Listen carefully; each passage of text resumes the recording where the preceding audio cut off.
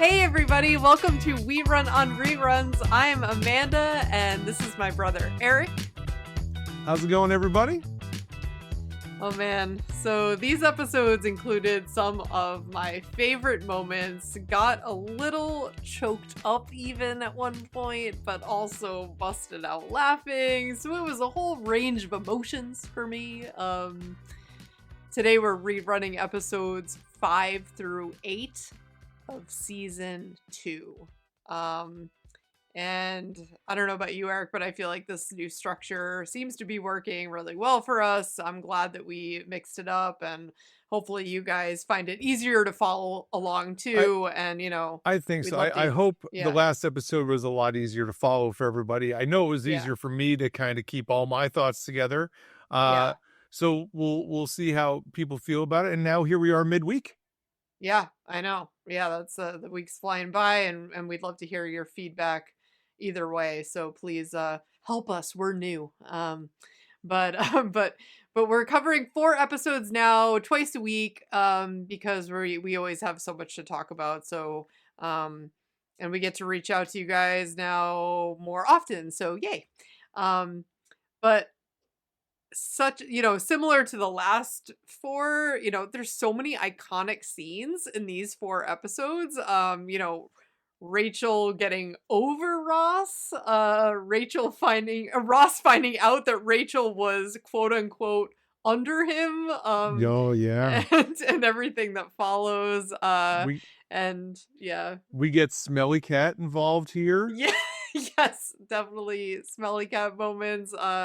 Ben taking his first solo bus ride. Oh, yeah. All by himself, did he? Yep.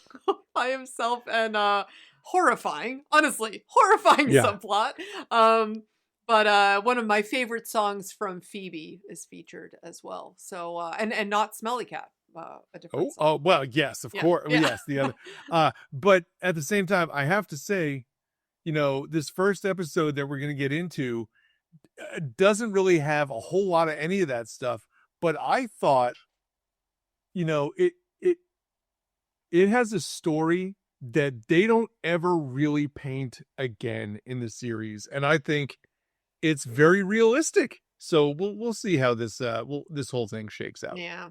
But so this week, I don't know where you tend to watch, Eric, but I've been enjoying watching out on my deck some nights next to my fire pit, and I have my tablet out there with me, and the weather's kind of cooling down at night a little bit, and it's like, wow, it's so cool being able to like sit outside and stay so connected to everything. I probably sound super old saying that.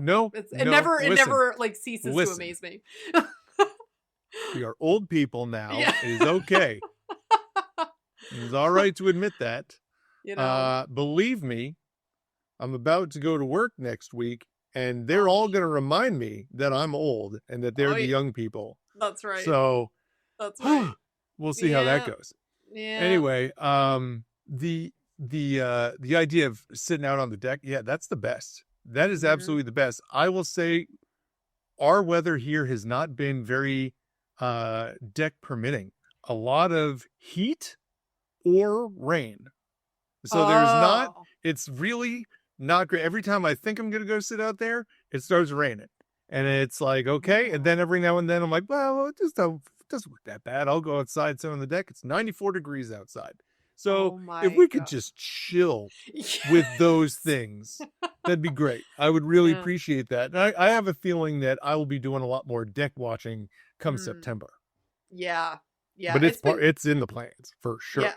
Yeah, it's definitely, it's starting to cool down more at night, but it's still been in the 90s almost every day during the day. I'm saying. It's pretty brutal. Yeah, for sure. But otherwise, so yeah, you're going back to school on going back to school Monday as a teacher. Oh, man. Yeah. Oh well, what are you gonna do? Yeah. Hey, listen, wouldn't trade it for anything, right? I worked some other jobs before I got into teaching. Would not trade it for a thing. Teaching's my thing. Love doing it. So it's all in jokes when I talk about the summer ending. But Yeah, but the summer is ending, and my kids have to go to school, and I have to go to school, and that means I got to get up early in the morning again. No more sleeping in till ridiculous hours. Oh But yeah, listen, you know, and even when you love listen. The your summer's job, great.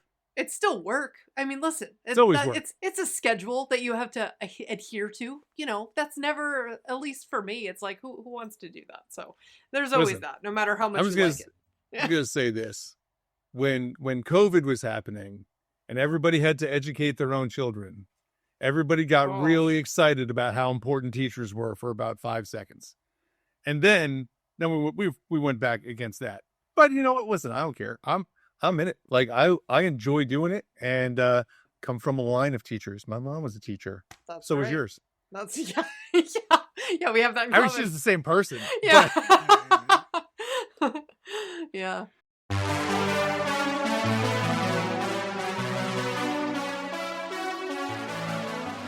okay, so we've got season 2, episode 5. This is the one with 5 steaks and an eggplant. And this is the one where we have the gang kind of divided between those that do have money and those that do not have money.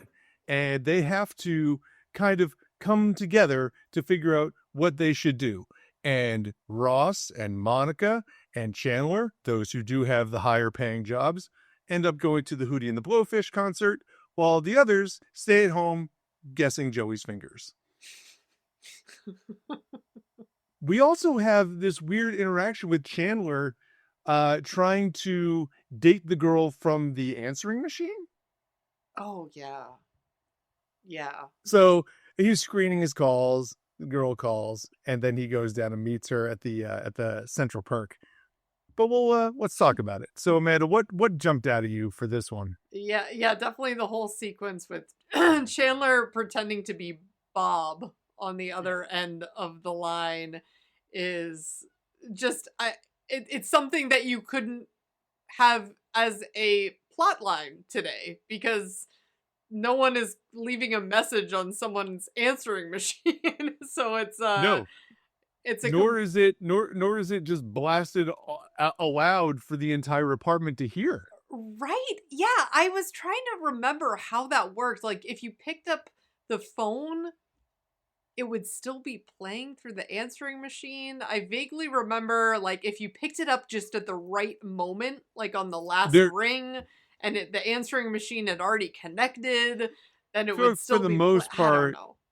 if it was playing on the machine and you picked up the phone, Is that it cut would, the answering machine off. I thought so. But in this episode, they definitely played it out so that he could be on the phone and the answering machine would still be playing. Yeah. Now, maybe that was the model of answering machine that we had growing up. Right. Maybe it is. I don't know. I never owned my own answering machine. No, and thinking because back it was to that, it was done by that time. I know, and I can still even picture where it was in our house growing up. Oh and yeah, like, I know and like, exactly oh, gotta check the answering machine. The light's blinking. It just seems so Did somebody call? archaic now. Yes, yeah. And we got to listen to it, and it was never. It was either. Well, it was far more likely to be somebody that we actually knew at that point in time. The junk mail calls were way less, I feel. Oh, yeah. I mean, you would sometimes get, like, I remember sitting around at dinner and the phone would ring and dad would just be like, oh, it's just a telemarketer, like that's when it would ring at a certain time. It was like maybe during a certain time of day they would call, but otherwise, yeah, just the idea of, sitting around and saying, oh, just let the answering machine get it. And yeah, it's just funny now. Yeah. So that's one of those stories that really wouldn't get played out in a sitcom today, for sure. But then it probably hasn't been in any sequence ever since. But I do have this question for you. Yes. Because we've been led to believe that this is not true. But does Chandler have game? I mean, he walked up to this girl. Right? And was like, all of a sudden, Mr. Suave. Yes. And was like, it's okay. I'm all cried out for today. Oh, Lord. And he's got the tissues on hand. I mean, like, is this a thing? Does he have game? I- Because they certainly paint him as awkward and aloof most of the time, but suddenly in this moment with this random girl, he just becomes like the guy. I think that he always has come off as being charming to women for sure. Like when he puts even the least amount of effort, he's always been able to get the girl. I feel like he always just gets in the way of himself. Like he doesn't want to commit. Like he is definitely his own worst enemy for sure. Like even, you know, in later seasons when he gets together with Monica and she says something like, you know, you're better at this than you think, you know, when he says, oh, I'm really horrible at this, you know, and get it, you know, and so I think that's just so true for his character. She also tells him that she's not going to be his relationship tutor. That's right. Which is one of the harshest lines in the show. and Ross and Joey just like, that's brutal. Yeah, then they Homer Simpson it into the bushes, but yeah. It's, that one's down the line. A few seasons for sure, but it's a great moment. But no, I think he does. I think if Chandler, I think he does. Yeah, when he wants to step up, he can, but he's also just awkward. Let's not forget, this guy was trapped in the ATM vestibule with Jill Goodacre. That's right. And said things like, oh, gum would be perfection. Gum would be perfection. Or that's like, right. Oh, is it sugar-free? No. Like that. These are not the same person. No. These two people are different. He's got the leg up in both situations. And drops the ball completely in one. And in this one, he is Mr. like, I'm there for you, babe. Because in this scene, he gets to play a role, right? Like with Jill Goodacre, he's just literally alone himself in this vestibule. He knows that she's a model. He already feels intimidated. In this scene, he's like pretending to be this other guy that she doesn't know. Like he's already kind of in character, I feel like, because he's already had a chance to connect with her. She doesn't know that. But he just has this air of confidence about him for that reason, I feel. Tell you what then. He should have been the actor, not Joey. Well, yeah. If that's the case, right? Then he should have been the actor because that's what he's doing. Yeah. I hear your argument, though. Yeah. It's a very good point. But it is very confusing to me because this is one of those moments, and I'm going to be watching it going forward. But like out of nowhere, this guy just becomes Mr. Charismatic sitting down with this girl. And you're right. Like he's not really playing himself, or he already has the upper hand because he knows what she's thinking. Yes. And she doesn't know that he knows, but it is what it is. Well, you know, which is another famous line we'll get to. But it's just like, but it's kind of like how Joey will just bust out with like the line that is usually something that he wouldn't even know the answer to. Like he'll come out with just this wise piece of I don't know, information that just seems so unlike Joey. So I think they all have moments where they seem a bit out of character, but that's also just part of making them maybe a little bit more well-rounded and not just being super flat. And just seem more human in that way. More realistic. Yeah, exactly. Because we all have good moments. Listen, I would imagine that even for the most charismatic of us, there are plenty of opportunities where you've gone into situations and not been able to deliver and thought you had the upper hand and just completely dropped the ball. Yeah. And other times when it didn't work out that way. But anyway, I thought that was it was a weird story. Yeah.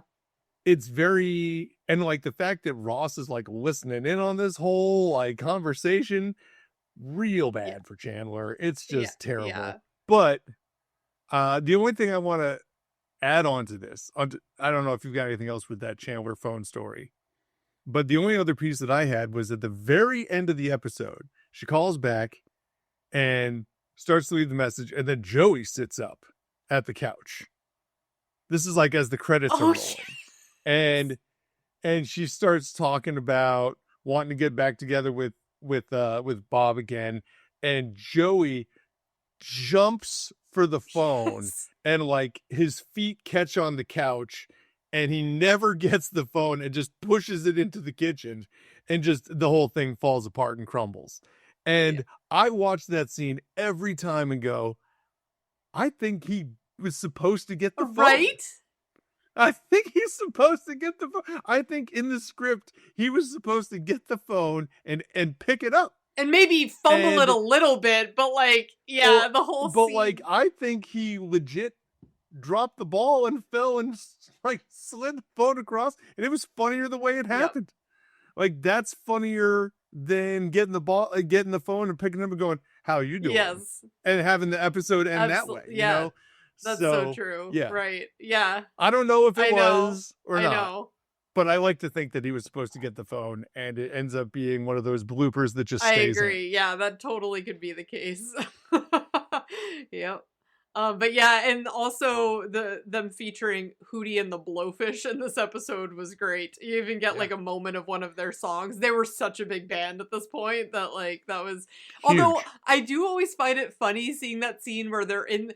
It looks to be the tiniest concert hall, right? Like, I would have thought it would have been at, like, a bigger stadium. It looks like, I don't know, just some really old theater. And I'm like, Hootie and the Blowfish? Really? I don't know. Maybe they... I think they're trying to give the illusion of they're, like, in the upper deck of this place. And they're only showing this section of the entire stadium. Yeah. But you're right. It's not the right aesthetic. Although, and then the guy, like how they just happen to stumble upon that character, that little Stevie that Monica used to babysit. And I'm thinking, okay, not to go down the age rabbit hole again, but I'm like, how old? Like, there's no way. He didn't seem that much younger than them, right? I mean... Well, little Steve is a lawyer now. Well, Stevie, and they're 26 or so-ish. And he represents the band, who's a big deal. Like, but maybe he's like a Doogie Howser style, right? Let's even say that he's 23, which I don't think you can justify. That makes him 3 years younger than Monica. If you're 13, are you babysitting a 10-year-old? Like, maybe. Maybe. I know, that's true. I did babysit when I think back to that, I'm like, I don't think kids do that as much these days, where I was like 12 years old babysitting like an infant. You know what I mean? No. Like, I don't know. Although my daughter's been asked to babysit a couple of times. All right. Well, yeah. But it's for people that live on the street. And it's not like she's not going across town to do a babysitting job. That was kind of the situation. I'll tell you what, it pays a lot better these days. Well, yeah, no kidding. Oh my gosh. Or we've just got some real generous neighbors. Yeah. One or the other. I can imagine. I mean, and as it should. Like, hello, you're taking care of someone's child. Should be. I suppose. Come on now. But I want to dive into this a little bit. And we started with the phone, which is like the small piece to this episode. This episode is rooted in this group has money, this group does not have money. And this is really the first time that they pit the friends head to head against each other. And it is a real issue. And I can't say that it ever came up in a situation for me in my life. But I have to imagine that this rings true to some friend groups where some people make notably more than other people. And if that's the case, then these people might want to live a certain style of life that the less income or the lower income friends can't keep up with. And there's got to be a discussion point here. And it's hard to have that conversation. And they're trying to actually have that conversation out. And it definitely gets messy and it's weird. And like they kind of get at each other's throats and, well, you're just giving us charity and this whole thing. I found it very Yeah. realistic is what I guess I'm Yeah. saying. Yeah, I agree. Now, like I said, like for me, I can't say that I had a group of friends in my mid-20s large enough to have this sort of thing. I moved away from home. Yeah. All my friends from high school and college were back home. So like that never really existed for me. And so that just doesn't seem like it seems like something that could happen though. Yeah, and I encountered it a little bit, but it was the type of thing where I guess I always try to be like really aware of Yeah. friends and like where everyone is at and like not like ask things of people to overextend. Like that was my gripe with that whole scene is I'm thinking, come on guys, like Joey's an actor, like struggling, not getting a lot of jobs. Like Phoebe is working as a masseuse and like and they don't even really show how often she's working there. Like they kind of get into that more in the later seasons. Either way, just not working, because I'm sure you can make really good money in both of those fields, but if you're not working a lot or have a lot of jobs, then yeah, it could be tough. And I hear a lot of people talk about actors like the big names and they're making bank, right? But there are thousands of other actors trying to make it as actors, making nothing. And so when they talk about like actors wanting to get paid more as part of a union, there's a reason for that, because the people who are coming in like barely getting a line in an episode, they're making like very little money. And that I understand that, and I understand the desire to want to make sure that all actors are like kind of on the same page. As a teacher who's part of a union, Yeah. I get that. But going back to like, But yeah, it's in hard. the dynamic, but then, and Rachel, this is her first job. She literally just got her very first paycheck in the first season and is Clearly wasn't and a is lot. really also not known for being a great waitress. Because if you're a great waitress, you can do really well for yourself, and especially and maybe not at coffee shop, Maybe not at right? It Central would Park. probably be a little bit, but in No. certain settings, absolutely.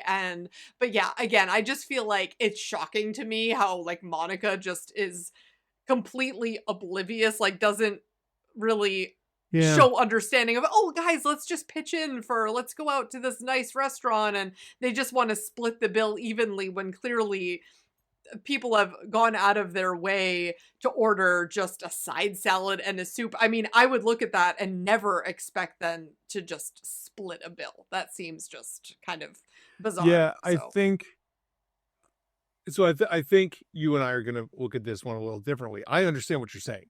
Like those friends, the friends who had the money should be looking at this and saying, hello, yeah, hey, like we get it. At the same time, if they've been doing the same thing forever, it's hard to break the cycle. well, yeah, And clearly this is a thing that's been going on for a while. And the three, Rachel, Joey, and Phoebe kind of start to band together. And it's like, hey, like, what are you going to go eat for dinner tonight? And Joey's like, well, I've got to go out for Ross's birthday. So I think I'm just going to sit home and eat some dust bunnies.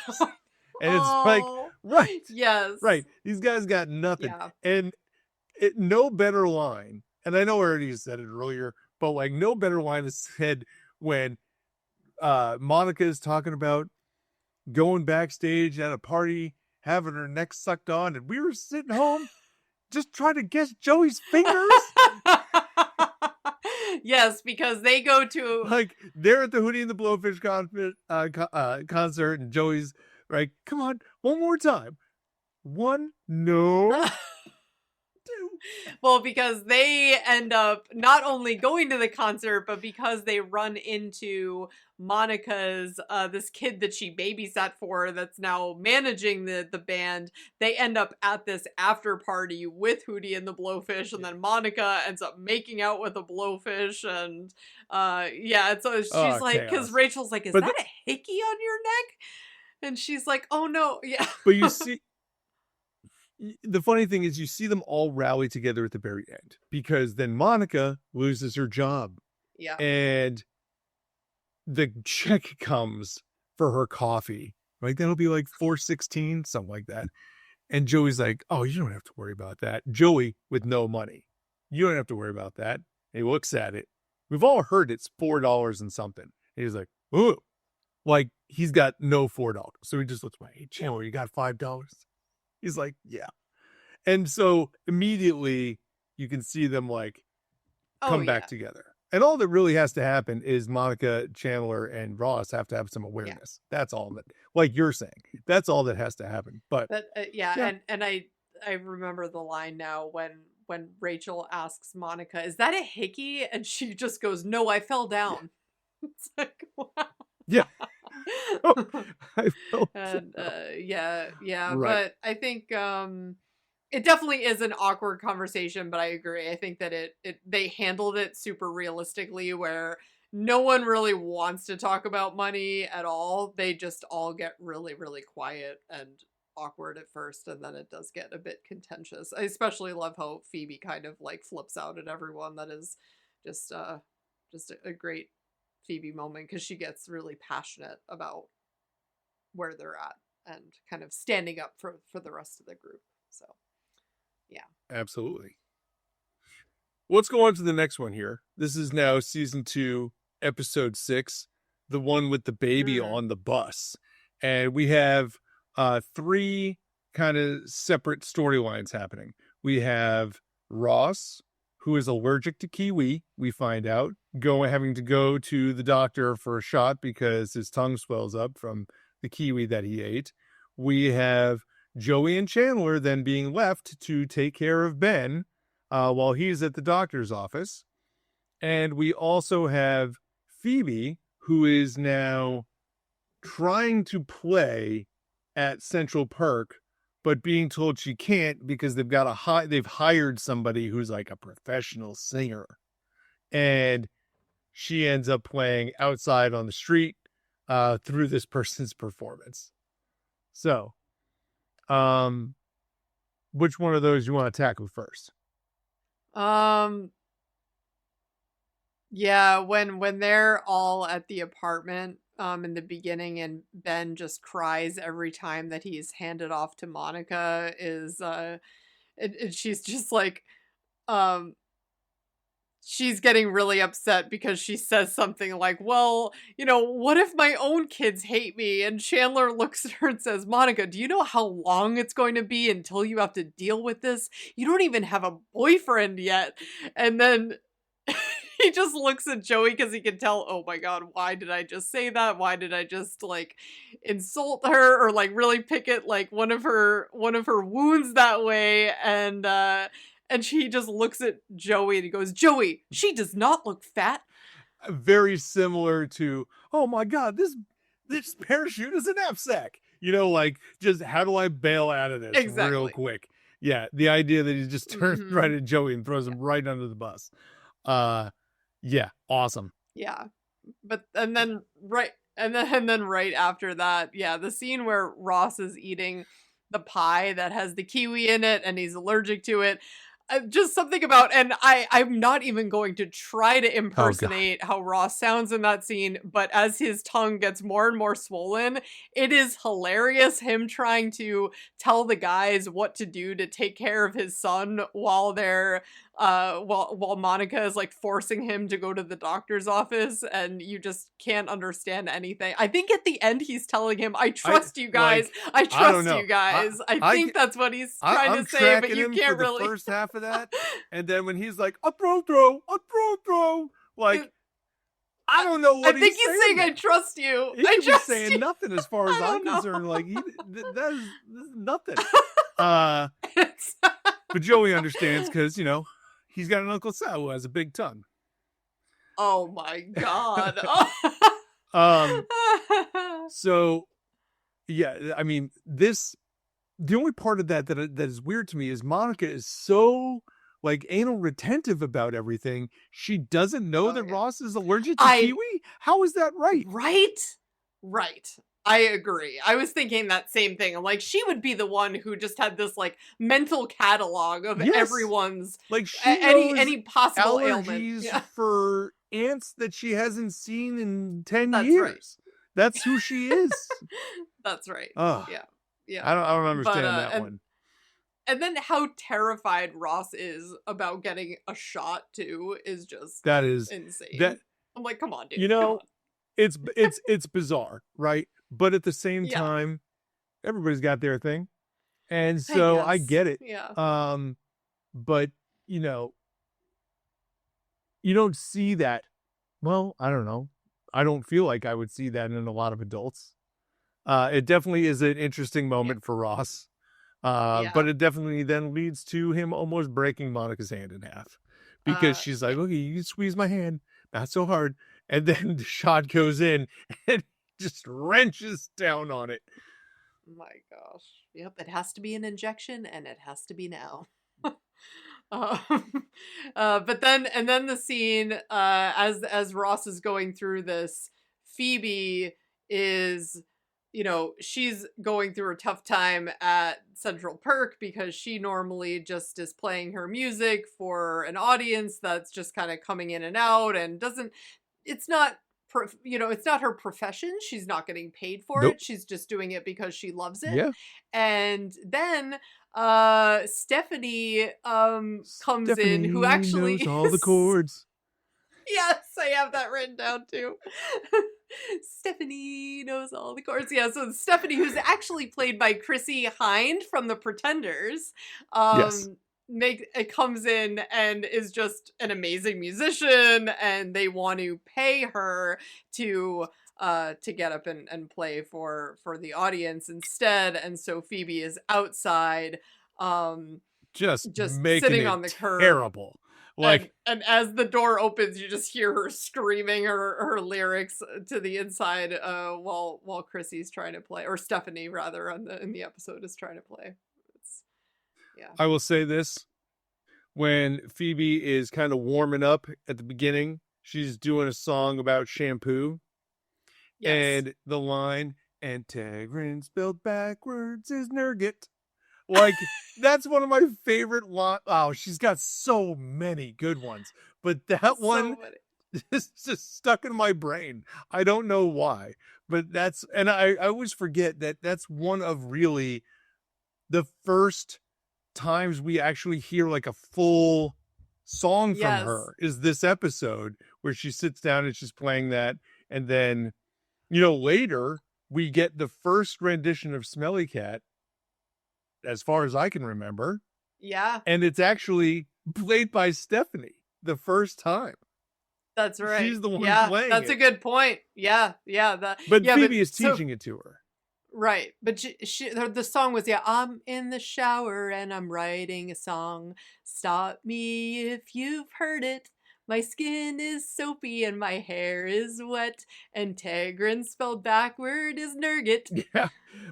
That gets me. Lather, rinse, repeat. Yeah. Lather, rinse, repeat.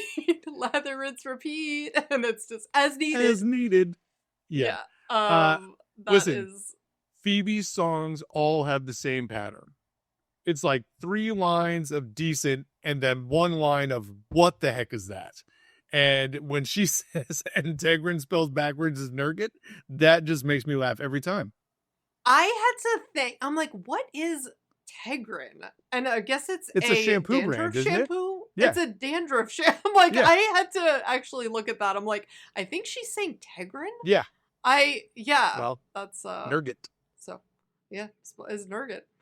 But then when So while all this is going on too, because Chandler and Joey have been trusted to watch Ben, for some reason they decide that it would be a good idea to take him out on an adventure and literally bring there's a good reason for it. They're gonna try to get girls because they're showing that they've got the baby. I mean, come on, this is a classic TV maneuver. It is. The guys go out with the baby. It attracts all the girls over. And I'm not going to tell you it doesn't work. Because as someone who had a lot of summers available with infants, whenever I was pushing babies in a stroller, people noticed.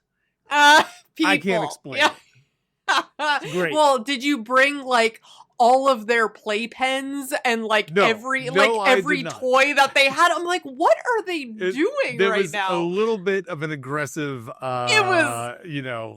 stockpile of stuff. Lo and behold, they had so much stuff with them that as they're carrying and loading all this stuff off the bus, they had left Ben on the bus because they're so distracted with all this stuff and trying to flirt with these girls that they're like, hey, where's your baby? And then it's them running after the bus, rounding the corner only to see 3 buses that look exactly the same down the street, and they have no idea where he is. And I'm just like, this is horrible. Did they not even know the number on the bus? Because usually I don't know. There's other identifying marks. I'm just gonna say this. Okay, we've already got Monica doesn't know that Ross is allergic to kiwi in this episode. Okay. You're going to tell me that this bus rounds a corner. They are chasing this bus down the New York City streets. And suddenly, on this one street, we are 3 buses wide that are all exactly the same distance? No, that's not. Outrageous. It's outrageous. What street did they even use for that? Like that possible. No. And they were like a foot apart. Like there weren't street lines. There were just 3 buses they were in the middle inches of the street. Apart. Like they are right up against each right other. Up, 3 of them ridiculous. wide. I have been to New York City a handful of times. I have never seen that. Not even close. And somehow Ben ended up with human services. I don't know how that turned around as quickly as it did, but by that afternoon, he was already handed over. Yep. And then Chandler and Joey just show up and they're able to just take him because that's normal, right? Well, hey, this baby's mine. One of you is the dad, right? Well, actually, we're both the dad. That's... No identification required. No identification. Just had to claim that you lost the baby. Feel like coming in and taking a baby. And then to make it better, they are looking down at these babies and then they're not entirely sure which one is Ben. Nope. No idea. Apparently they've is it because so this is also didn't make sense, right? Like they didn't know who he was because I guess he wasn't in the same clothes either. No. But then when they bring he was him in the same clothes, but they couldn't remember what his clothes were because one of them had ducks and the other one had clowns. And and Joey's like, I totally remember. He was either wearing ducks or clowns, and so they decided to flip for it. Yes. And so they flip the coin, lands nothing, and they're like, we have to assign these to something. And so Joey says, okay, well, ducks is heads because ducks have heads. And Chandler responds, what kind of clowns came to your birthday party? Well, that's crazy. Yes. Yeah. Oh, that's right. Because he looks at one of them and he's like, oh, that's right. I remember Ben had this mole. Chandler looks down. Okay, the mole came off. Right. That's no longer a mole. Because it was a piece of food or something. Yeah. Fortunately, they're able to pick a Ben, get him home, give him to Monica. He doesn't cry, but then he does. And everything's good until Ross changes the diaper and realizes that he's got stamped some sort of like. Why does it say property the of- property of human services on his butt? I thought it said transportation services. No. Maybe it said human services. I Human don't services. know. Yeah, Either way. yeah, because they're but also notable moment in that episode right at the very end, Giovanni Ribisi, right? Comes running up out of nowhere, who ends up being Phoebe's brother. Okay. So it was like this crazy scene. Okay, so clearly they cast Giovanni Ribisi to be this random like passerby in the streets who comes to Phoebe and had like given her a condom instead of change, and so he's asking for the condom back, and then he heads off. I got it. So like, do you think that he ends up playing the same character? It's not out of the way he's acting. It seemed like the same dude. Outside the realm of possibility that this is Phoebe's stepbrother. Yeah, that was him. I mean, I guess Giovanni Ribisi too. He tends to play like he always has a certain essence about him, I would say, in a lot of his roles. Although I should take that back, because then there's like, is it Boiler Room? What is it like where he's like the very serious? I mean, he does have, and he's got some range. Sneaky Pete. Yeah, so you're right. He definitely has, I'm talking myself out of it. He has range, but I do also see him kind of in that very like I guess he's more of like an airhead. He plays that role really well too, where he's just oblivious. I mean, he plays Phoebe's brother. Quirky. So quirky. Like, okay, yeah. There we go. Quirky. Really, I mean, he makes He sense. likes melting stuff. Yes. That's what he did. Like, okay, so the Phoebe's stepbrother likes melting stuff. The character is very, very odd, and Giovanni Ribisi does a great job with that. He's so good. But you could see that character is the same character in this sequence. Oh, no, totally. That's what I'm saying, I 100% agree. I don't think they meant it to be that way, but it's very possible. Absolutely. I mean, just the way that he acts when he meets the woman from that 70s show who I'm spacing on her name, but who ends up being the love of his life, but she was his teacher. Oh my God. That whole the whole sequence and how that character plays out is so great. It makes a lot real hard to remember that it's what does he call her? Mrs. He calls her Mrs. Whatever. And because he doesn't want to call her by her first name because she's the teacher. Yeah. Oh well. Anyway, we'll get there. But yeah, I like to think that is the same character. Just you don't know that it's that character yet. It's obviously was not designed to be that way, but it ends up being that way. Yeah. It's but he's Mrs. Knight. Sorry, had to look that up. Mrs. Knight. You went and tracked it down, did you? Alice Knight, yeah. And she is such a great character to join the crew too, and is on for several episodes. So look forward to those for sure. Oh yeah. That whole listen, they're hard to watch sometimes, but the two of them together are great. Oh yeah.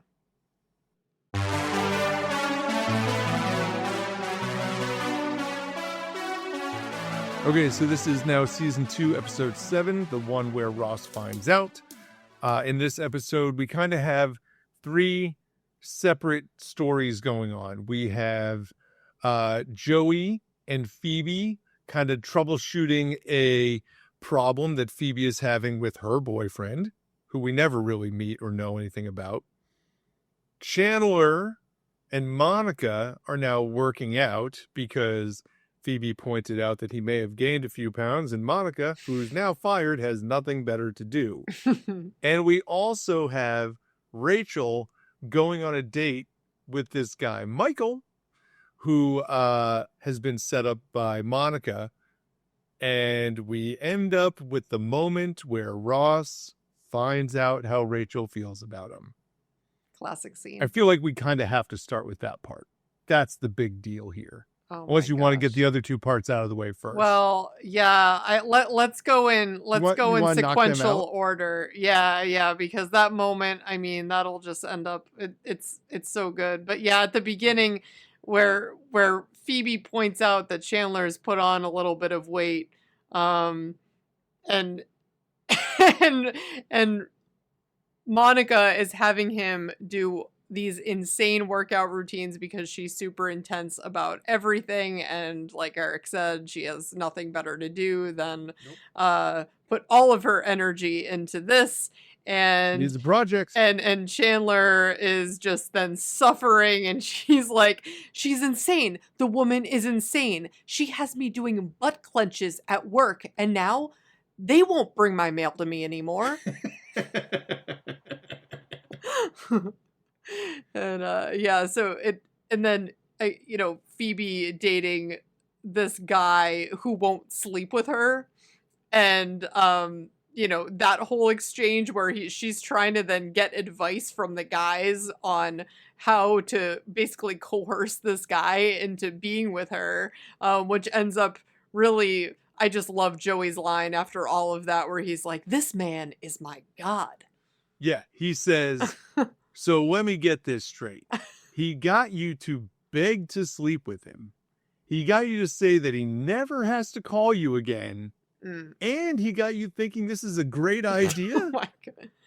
This man is my god. And you see Phoebe's face just dropping as she's realizing, it's just like, oh yeah, I guess that was... Maybe I overplayed this a little bit. And he might have just been manipulating her the whole time. Like, yeah. It is what it is. But I love that because it's like, I feel like they try to touch on like all these different scenarios that could come up in relationships that are true to form, or how some people really are, and just the different traps that you can fall for, in just throughout your dating life. So it's yeah. And I'll tell you what, like this episode falls into the category of like my favorite breakdowns. Like we get the Ross and Rachel and Chandler and Monica and Joey and Phoebe. Yes. I don't know that I always love those exact pairings all together, but when we break into the two groups, it's usually a pretty great episode. I will say this episode is clearly carried in what we're going to talk about with Ross and Rachel. And the other two kind of are just happening. Yeah. Like there's nothing really to either one of those. Just a couple good lines. Well, and of course, sorry, go ahead. No, I was just going to say, I do like the point when Chandler is trying to convince Monica that he doesn't have to. He's like, hey, it's Sunday. It's God's day. It's Sunday. Well, like, yes. We don't have to do this calm down. Every single day. Yeah. And I love how now Rachel has finally decided, you know what? I'm moving on. It wasn't worth it to be pining over Ross. You know what? That wasn't working out so well for me. So I am moving on. And then, Ross and Julie stroll into Central Park and they're saying, hey, we've decided to get a cat together. And Rachel's line, everybody have a really good night, and you guys have a really good cat. And she walks out with the tray. With the tray. With her, because she's working, and she's like, okay, you're not supposed to leave with this, and walks back in and drops the tray off and then leaves, because she's just, while she's trying to tell herself and everyone else that she's over it, clearly she's realizing, okay, this cat lives a very long time. This is going to be a long-term relationship. This is not just a fling, and it's all kind of still sinking in. So Rachel then decides to go out on this date. And on this date, she proceeds to get extremely drunk and is asking her date, how long do cats live for? I mean, just basically wanting to pick this poor guy's brain about, how do you get closure in a past relationship? And he's just like, oh my God, all right, girl, like you're clearly not here with me. Like, you are dealing with something. he recognizes fairly early on. Yes. This is going nowhere. Right. And then at one point, I think he says, well, it's like he's dealt with the date because for the last hour and a half, I've been playing the movie Diner in my head is his line. Yes. To which I'm sitting there going, you've been sitting there for an hour and a half? Oh. Like, I'd have walked out long before that, man. Yeah. Like, this is crazy. Yes. But anyway. Yeah. But my favorite part of that scene too is when Rachel leans back and she's like, she realizes, yeah, he's on a phone. And she just asked this random dude to borrow his cell phone. And then he's like, he doesn't want to give her his phone right away, obviously. Because, I mean, now that would be like absolute insanity. No one's doing that. But she's like, she looks at him. She's like, okay, you're being a little weird about your phone.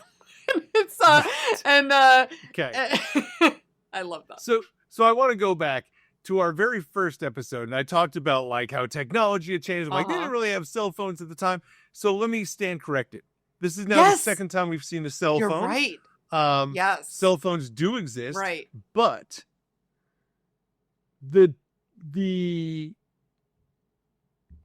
social concept of cell phones was not even in the same galaxy of what we think of them as today. Like, clearly, none of the friends have them. Oh, no. And I also love how when they've had beepers twice. And when they had to feature it, of course, he was doing one of my biggest pet peeves, which is talking on his cell phone, like at a restaurant, just like out in the open. Yeah, while eating with his date. Yes. Like, that's like, so just crazy. Just stop. But yeah, you're right. They have been featured. This is at this point, I guess, 1995. Joe Goodacre had one too. Yes. Yeah, well, this guy was clearly very important, but he did end up giving up his phone. And he did, and then Rachel's on the line, so she decides because her date tells her that she needs closure, and she calls up Ross and leaves a voicemail saying, "I am happy for you and your cat, who, by the way, you should name Michael. Just calling to say that I am over you. I am over you." And that, my friend, is closure. And I just love that and then she shuts the guy's phone and dunks it in like the wine carafe. Yes, in the ice. It's like, oh gosh. Yeah. Like, well, so much for that phone. It was probably ridiculously expensive at the time. Listen, we are in like peak Rachel moments, and her in a state of crisis is funny every time. Mm-hmm. It's funny every single time. She's so good at that.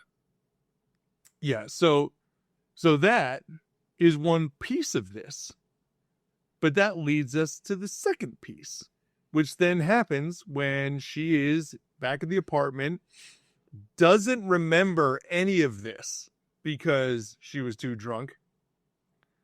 Ross comes in and is looking for the cat toys and then asks if he could check his messages. And she's trying to figure out, she's like, did we talk last night? It's like, no. I think I had a dream about you. Yeah. And then checks the messages, like, hey, I got a message from you. Who's Michael? And all of a sudden, it just comes rushing back to her. She knows exactly what she said, and she literally like sprints, bounces off the couch, lands on top of Ross, and is trying to get the phone out of his hands as fast as possible. Yes. And it is too late. And we get the line. You're over me? You're over me? When were you under me? I love that. That is, and that is one of the like pinnacle lines, or one of the most memorable lines, I should say, in Friends, because then they have this exchange where Rachel admits that she's having feelings for Ross, sort of started to have feelings for you. Yeah. And She's like, but chiller. yeah, she's like, when did he? And so it's coming out. She knew that Ross had feelings. He now knows that she's got feelings. And so now what do? And this is when my favorite line in this entire episode happens. When the buzzer goes off, he's like, that's Julie. And then he walks over to the buzzer. He's like, hi, Julie. I'll be right down. And then she says something. Yeah. I'll be right down. So ridiculous. Like, I've got a cab. As we are all in the know, it is so painfully obvious that he's acting off. And then I've got a cab. We'll go from there. I've got a girlfriend. I have to go get a cat. And he just... Now, let me ask you this. Because we had all the DVDs. Had them all. Yeah. Okay? I've now watched these on a number of different streaming platforms a few times. I swear to you, we had a scene with Ross at the place trying to get the cat with Julie that has been cut out of all the streaming services. Like, there are some scenes throughout Friends that I remember vividly. I don't remember exactly the lines that transpired, but that was not the last sequence before he shows up at Central Park. You get a moment with him and Julie trying to pick out a cat and him trying to avoid picking out a cat. That feels right to me. I can see that too as you're talking about it. It's been so long. I don't have the DVDs anymore. We got rid of them all. Oh my gosh. And you did? Yeah, I think so. Yeah. I don't even have something I know. Plays the DVD. I know. What are you saying? What? Like, listen, I have an Xbox. It doesn't even take a disc. Like, what am I going to play? Our home. I live in our home with a collector, so that is not an excuse in Pedro's mind. He will keep something because it is sentimental, even if it is not useful any longer. So he would say, we have some sentimental stuff. It stays in like one bin. Well, the rest of it is in my driveway for a garage sale every summer. Anybody wants to come I get love it. I live in a museum, so that's where I'm at. So, but that's. But anyway, we do then get the next scene at Central Park. So my question, though, actually, after all of this, is how did Ross explain to Julie that he didn't want the cat? Because this maybe would have been explained in that scene that you're talking about. How does he explain to her he doesn't want the cat anymore, but they don't break up at that point either? So it's like, how did that... I want to know how that conversation went down, right? Like, he didn't get... Because he shows up at... That's what I'm saying. There was this...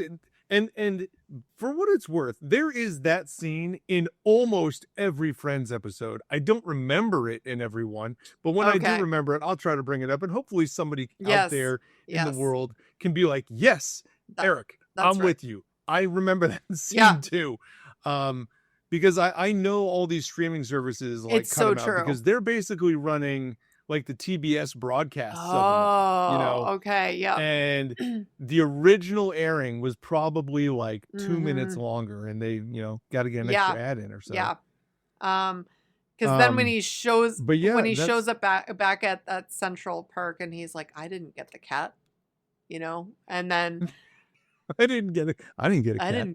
And it's then that whole scene. That is where I always get choked up. I've seen it a million times, but when they, he's saying, well, that ship has sailed, because he's all upset because even though he didn't get the cat, he's frustrated with Rachel because how dare you just all of a sudden I'm finally happy and now you're going to lay this on me. Like, that ship has sailed. I don't need your stupid ship. And then he leaves Central Park as the lights are all off at this point because she's just trying to close up for the night, and she's upset on the couch, and Ross, she turns around and he's standing in the door, and it's Just, that scene always gets me. Or then she's trying to unlock the door. She finally unlocks the door. Right.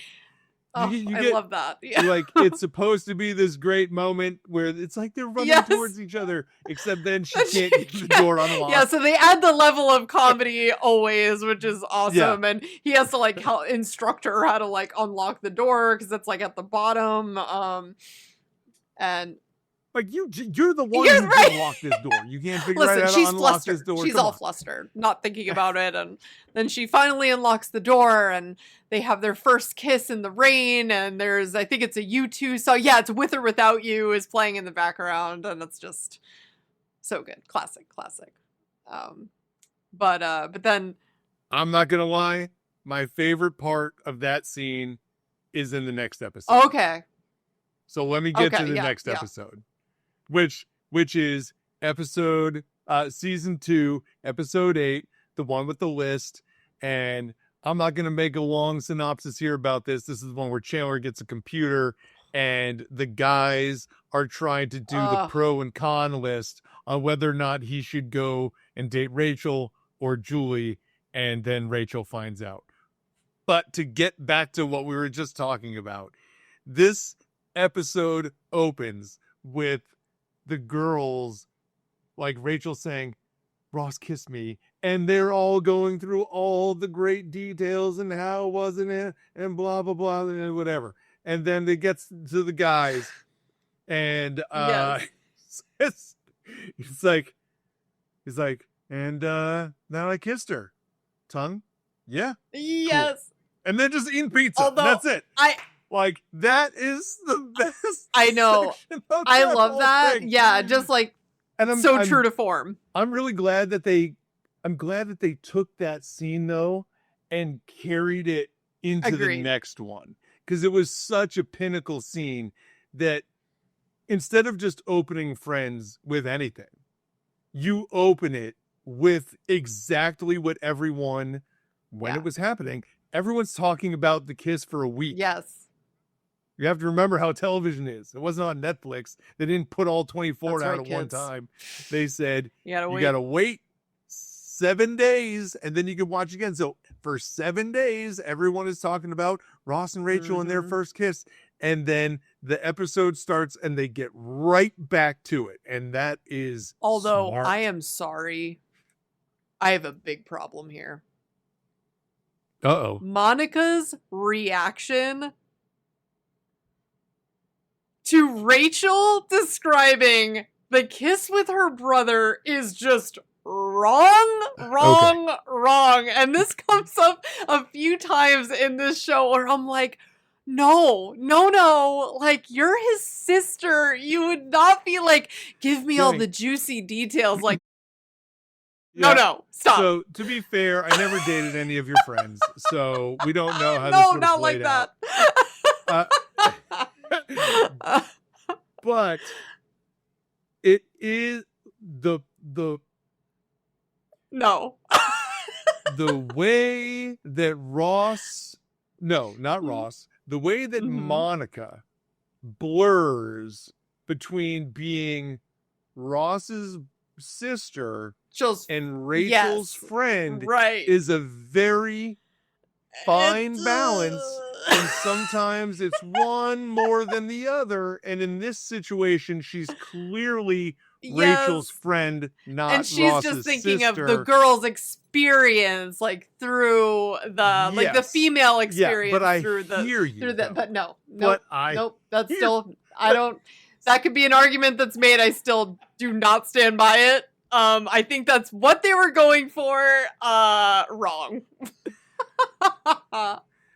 I mean, they could have solved all of these problems by just not having them be brother and sister. But the brother-sister dynamic. But there are a lot of good stories that come from it. No, having them be siblings, I think, like, and having that be a different dynamic within the group is so great. Like, having their parents there. I think it's good, too, because, well, and we also had the last episode... our last episode, when we were talking about how Monica was trying to figure out, like, should I be friend Julie and be, her friend because she's my brother's girlfriend, or do I hate her because she's Rachel's enemy and Rachel's my best friend? Monica gets stuck in the middle here a lot. And I think genuinely Monica is rooting for Monica. And Monica is rooting for Rachel to become her sister-in-law. Oh, regardless. Yeah, for sure. I mean, when Rachel even gave an inkling that she might be interested in Ross, she was like, you've got to go for it. Like, she was making plans, like, years ahead. Right. So I can see why she would be excited about this moment. But the way that she responds to the details is weird. Okay. And because she's like, oh my God. Well, it's like, no. But that's also not okay. just looking at how I do have kind of some issues with how she says that she really wants Rachel to be with Ross and, you know, have that work out.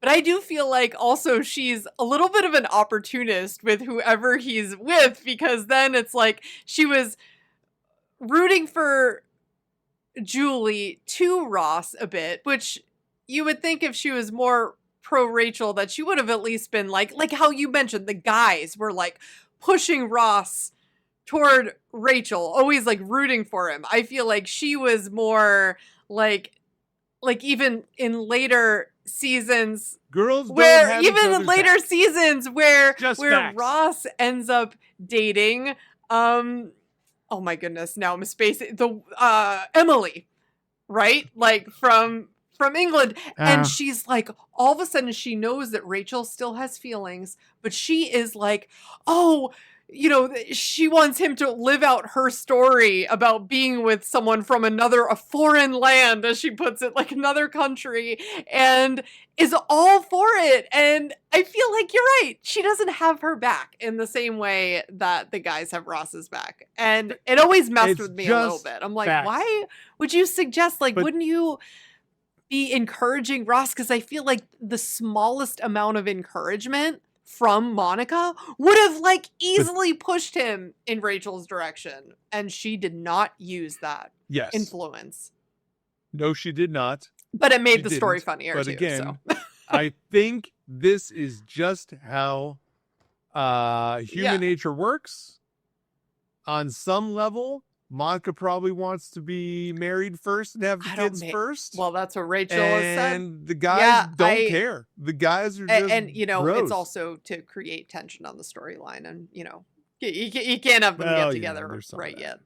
Well, for quite some time. So, yes. That being said, I do love the scene at the very beginning where Chandler's opening his brand new laptop, which looks ridiculous.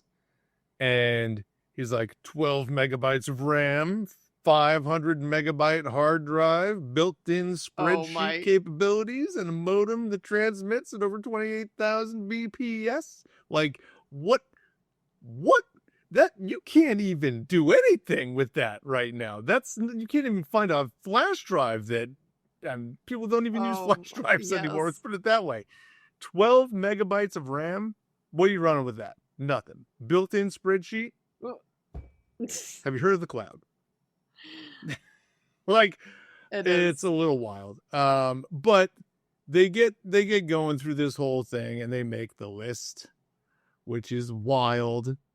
And especially when they're like, okay, well, what are her cons? They go through all of Rachel's cons, and then they go, well, what is Julie's con? And Julie's con is she's not Rachel. She's not Rachel. Boom. Well, that's not what he said. And that immediately ends the argument. Yep. That's it. You can delete the list. You don't have to print this. Like who? Yeah. But it does lead to one of, again, my personal favorites. It was summer, and it was hot. Rachel was there. A lonely gray couch.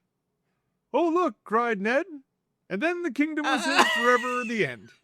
Which is Chandler's story that Joey suggests, why don't you read it to her? Why don't you just read her the story? That'll do it. You'd be a great person to have around after an emergency. Yeah, my diary. I should have said it was my diary. Yeah. Well. Yeah. That's such a good moment, and I do, again, the boys have each other's backs, right? They are hot potatoing that spreadsheet around real quick, but she gets a hold of it, and as the guy who is always sympathetic for Ross, I'm just like, this is the worst moment ever. When it's right there, you're that close, and she finds out. There's no backing this. There's nothing you can do here, because this is now just a list of negatives about her. You're done. And this is over. After, so they had gone to Central Park earlier in the episode where Ross sees Rachel, but then Julie walks in, and he hasn't broken up with Julie yet. So he's standing there with Julie, and then they're saying, Phoebe, play a song, get on the stage. And she gets up and says, there was a girl, we'll call her Betty, and a guy, let's call him Neil. I can't stress the point more strongly. This story isn't real. Story isn't real. He must decide. Even though I made him up, he must decide. It's like she just is. Will it be the one that we'll call Luli?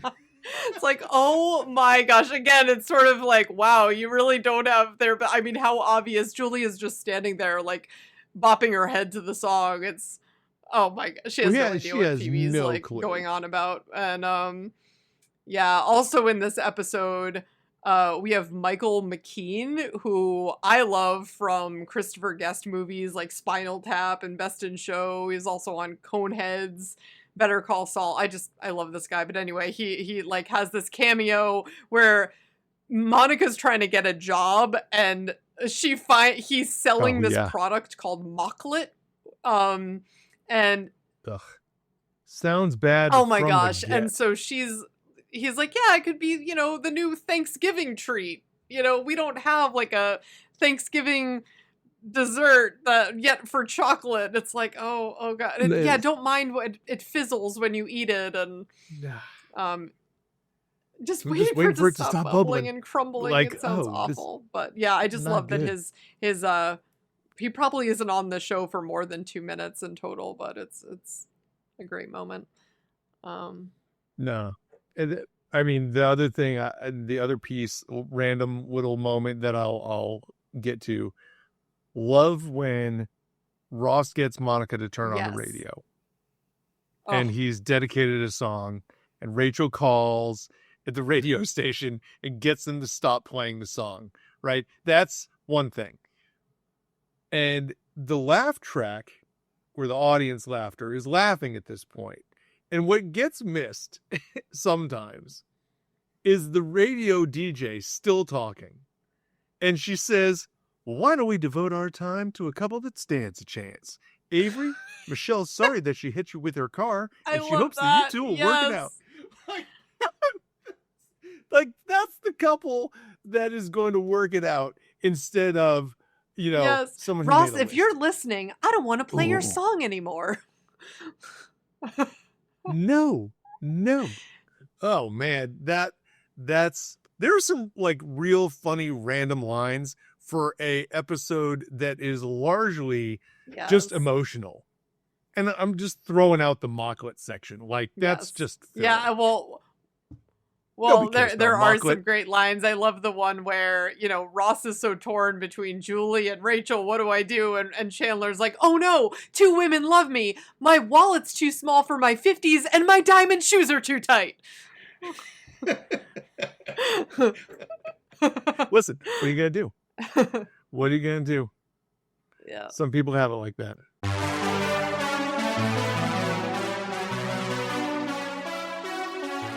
Okay, so now we're going to go into our IMDb rankings here. We've got these 4 episodes that we've talked about, episodes 5, 6, 7, and 8. Before we uncover, we're still looking the top episode on IMDb that we've covered so far is still the one with the blackout. That's an 8.8, and the lowest being the one with fake Monica at a 7.6. Okay. Which one was your favorite? Yeah, I would say my favorite was still deciding, it sounds like. Huh? Well, you're still deciding. It's funny because I had this decided prior as episode 7, the one where Ross finds out. And I'm going to stick to that. That is, I feel like, just my favorite overall. Great storyline. Rachel on the date, and then how Ross finds out, her jumping on him, and then just their whole exchange. I love that. I mean, the one with the list is also great at the end there, but no, I would say my favorite was episode 7, the one where Ross finds out. How about you? It is down to those two for me as well. And the thing is, like, I don't care about the Mocklet part of this story, but I also don't care about like Chandler and Monica working out, or Phoebe and Joey and the boyfriend situation. So the question is, do I like Rachel's date and the coffee shop scene more, or do I like them creating the list and Rachel chasing them around, and then like the end where there doesn't look like they're going to get together? I'm going to stick with 7. The one where Ross finds out. I think that is my favorite. Yeah. It's more positive. Yeah. So we're stick with that. I'm going to go with 8 as number 2. So then before you answer, I will say that my least favorite, boy, it's close, but I think I'm going to say it's the one with the baby on the bus. And I like the one with 5 steaks and Eggplant more than that. And I think I'm going to be alone on that one. I think the one with 5 steaks and Eggplant might be the worst one, but I really do enjoy the financial discussion between them, between them all, and like that dichotomy that they're kind of put between. Yeah, no, I like that too, but that is my least favorite one. Out of this, and just out of these 4, I have a feeling they're all going to get really pretty high ratings. I'm interested to see I'm sure they're going to be neck and neck. There really wasn't a bad episode in this group, but I was the same way. I was kind of thinking between that one and the baby on the bus, but I just, I love that line that you quoted about like, what kind of scary ass clowns come to your birthday? Where it's like, that's great. Chandler has some really good lines. Yeah. And I like that whole like fake short story that he wrote in the one with the list. That is almost enough for me to put it above at the top, but it is not. I will keep it second. And there's something about just the whole when Ross has the allergic reaction to the kiwi and how he talks in that episode that just cracks me up every single time too. And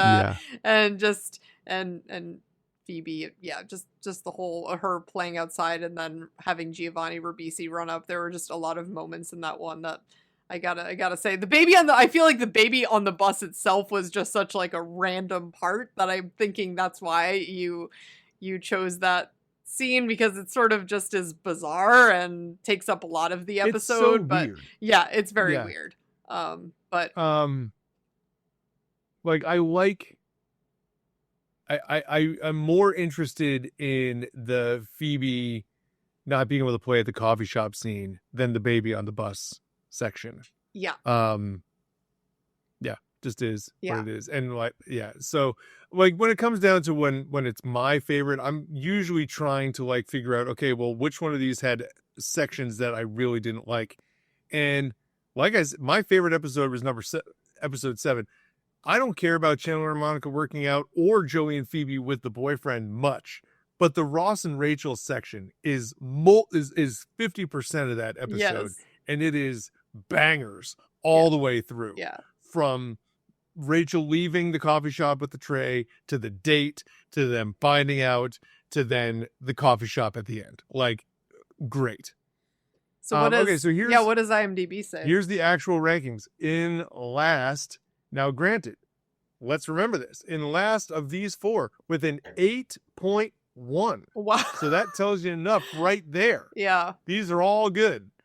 8.1, the one with the 5 steaks and an eggplant. Yeah. In third, we have the one with the list at an 8.3. Okay. And then we have the baby on the bus, the one with the baby on the bus, that is an 8.4. And the one where Ross finds out, episode 7, is our new all-time leader. It is an 8.9. I'm telling you, right? That one is so good. It really is. I mean, it's so funny. Just the scene alone with Ross and Rachel getting together finally is enough of an emotional attachment for people to vote this up. Yep. That's enough for Friends fans to be clicking like 10, 10, 10. That's right. Like, that is the range of emotions are had during that episode. So it's so good. It's a classic Friends. Since you started thinking, well, she's going on another date. Mm-hmm. And Ross is getting a cat. Which, by the way, we didn't mention this earlier, but who's getting a cat after like 6 episodes? What is this? Well, and you're dating for a month, and you're getting a cat? And they're getting a cat Get out of here. To move. Oh, Julie says he's going to keep it at his apartment sometimes, and I'm going to keep it at mine other times. And I'm like, this poor cat. Not a hamster. Cats do not like moving their settings at all. Like, it actually terrifies them. So I already felt bad for this poor kitty, but luckily it never happened. I was going to say, well, listen, my cats are... We are cat people. They're getting old. Yeah. Yeah. But we do have cats. We both have cats. Yeah. My dog does not like the cat. Or, no, my dog loves the cat. Yes. The cats do not like the dog. Yeah, they do not appreciate her essence. Yeah. They're like, wait a minute. We were here for like 12 years before this dog showed up. What is going on? How dare you? Yeah. Okay, so thanks so much for listening to the We Run on Reruns podcast. You can find us on Spotify, YouTube Music, Apple Podcasts, Amazon Music, and iHeartRadio. Also, don't forget to go onto Instagram or YouTube, find our shorts. You can subscribe. You can follow us there. Love to have some comments where we can interact with you there. You can also send us an email at werunonreruns@gmail.com, or you can go check out our website, werunonreruns.com. For Amanda, this is Eric. Have a great week watching the next 8 episodes. That's episodes 9 through 16. Happy rerunning, everybody. See you later, guys.